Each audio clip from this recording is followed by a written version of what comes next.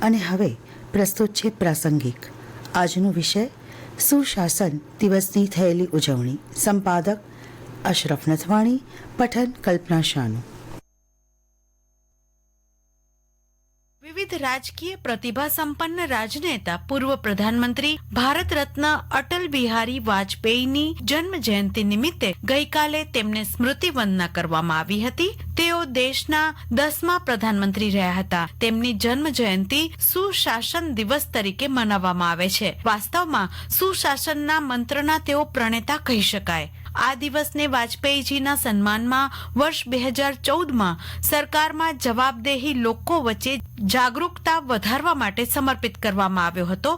આ સિદ્ધાંતને ધ્યાનમાં રાખતા સુશાસન દિવસને સરકાર માટે કાર્ય દિવસ જાહેર કરવામાં આવ્યો છે. અટલ બિહારી વાજપેયીજીનો જન્મ 25 ડિસેમ્બર 1924ના રોજ કૃષ્ણાદેવી અને કૃષ્ણ બિહારી વાજપેયીને ત્યાં ગ્વાલિયરમાં થયો હતો. તેઓ સાધારણ બ્રાહ્મણ કુટુંબમાં જન્મ્યા હતા. તેમણે હિન્દી, અંગ્રેજી અને સંસ્કૃત ભાષામાં સ્નાતકની પદવી મેળવી હતી. આ ઉપરાંત રાજકીય સિદ્ધાંત વિષય સાથે અનુસ્નાતકની પદવી પણ પ્રાપ્ત કરી હતી. તેમણે સાહિત્ય, કળા, વિજ્ઞાનના ક્ષેત્રમાં પણ ઉપલબ્ધિઓ મેળવી હતી. વાજપેયીજી કુલ 9 વખત લોકસભાના સભ્ય અને 2 વખત રાજ્યસભાના સભ્ય રહ્યા હતા. અલગ અલગ સામાન્ય ચૂંટણીમાં અલગ અલગ 4 રાજ્યો ઉત્તર પ્રદેશ, મધ્યપ્રદેશ, ગુજરાત અને દિલ્હીમાંથી ચૂંટાનારા તેઓ એકમાત્ર સંસદ સભ્ય હતા. ઈસવીસન 1969 થી 1972 દરમિયાન વાજપેયી ભારતીય જનસંઘ એટલે કે હાલની ભારતીય જનતા પાર્ટીના પ્રમુખ હતા. વ્યવસાયે તેઓ લેખક, કુશળ રાજકારણી અને સંવેદનશીલ કવિ હતા. ભારત સરકાર તરફથી ઈસવીસન 1992માં પદ્મ વિભૂષણ અને ઈસવીસન 2015માં તેમને ભારત રત્ન એવોર્ડ એનાયત થયા હતા. પોખરણમાં પરમાણુ પરીક્ષણની મંજૂરી આપનારા શ્રી વાજપેયી જ હતા. વાજપેયીજી હળીમળીને કામ કરવામાં માનતા હતા. તેમની કાર્યશૈલી એટલી તો નિર્વિવાદ હતી કે તેમના વખાણ તેમના પક્ષના નેતા, વિપક્ષના સભ્યો અને ખુદ જવાહરલાલ નહેરુ પણ કરતા હતા. કારગિલના યુદ્ધમાં ભારતે મેળવેલા વિજયને પ્રધાનમંત્રી વાજપેયીની સિદ્ધિ ગણવામાં આવે છે. તેમણે ભારત અને પાકિસ્તાન બંને દેશો વચ્ચે સંબંધ સુધારવા માટે પ્રયાસ હાથ ધર્યા હતા.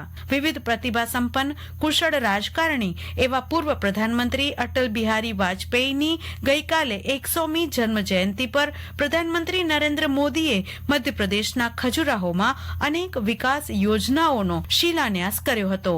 શ્રી મોદીએ can Betwa river national linking પ્રોજેક્ટનો શિલાન્યાસ કર્યો, જે રાષ્ટ્રીય પરિપ્રેક્ષ્ય યોજના અંતર્ગત દેશની આ પ્રથમ નદી જોડો યોજના છે.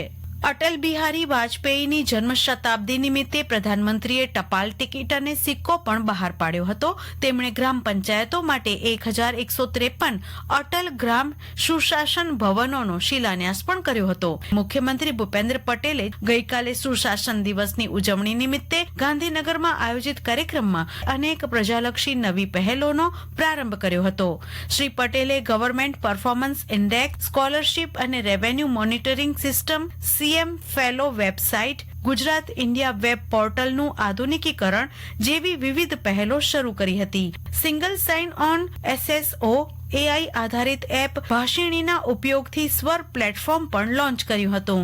શ્રી પટેલે મારી યોજના, સ્વાગત 2.0 અને કનેક્ટ ગુજરાત જેવી પહેલ શરૂ કરી હતી. આ ઉપરાંત મુખ્યમંત્રીએ 36 કરોડ રૂપિયાથી વધુના ખર્ચે રાજ્યની 34 નગરપાલિકાઓના નવનિર્મિત સિટી સિવિક સેન્ટર્સનું લોકાર્પણ કર્યું હતું.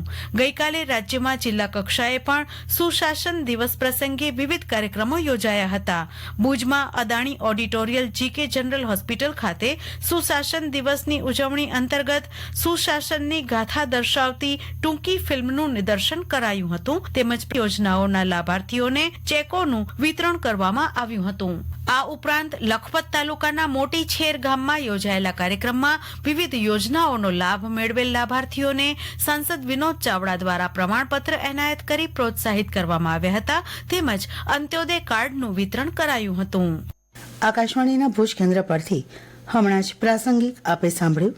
વિષય હતું સુશાસન દિવસની થયેલ ઉજવણી.